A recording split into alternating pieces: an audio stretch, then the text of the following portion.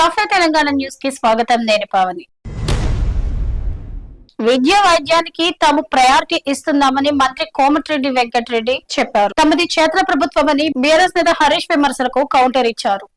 శంకుస్థాపన దశలోనే మీరు వదిలేసిన హాస్పిటల్స్ పనుల్ని పూర్తి చేస్తున్నాం, 40,000 కోట్ల రూపాయల బకాయిలు చెల్లిస్తున్నాం, ఆసుపత్రులను త్వరలోనే అందుబాటులోకి తెస్తామని వివరించారు. ఎన్నికలున్నందున ఆ నేతలు పొలిటికల్ విజిట్ చేస్తున్నారని ఎద్దేవా చేశారు. ఇల్లి సంస్థ ప్రతినిధులు సీఎం రేవంత్ తో భేటీ అయ్యారు. హైదరాబాద్ లోని 9,000 కోట్ల రూపాయలతో ఫార్మా పరిశ్రమ ఏర్పాటుపై సంస్థ ప్రెసిడెంట్ ప్యాట్రిక్ జాన్సన్ చర్చించారు. Manufacture plant, quality centre నెలకొల్పుతామన్నారు.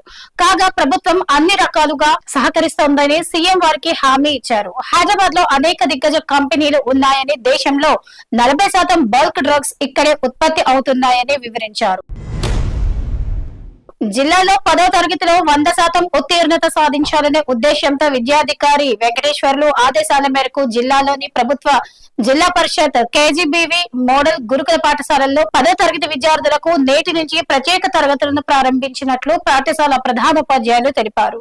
ఈ తరగతులను విద్యార్థులు సద్వినియోగం చేసుకోవాలని పాఠశాలల ఉపాధ్యాయులు పేర్కొన్నారు.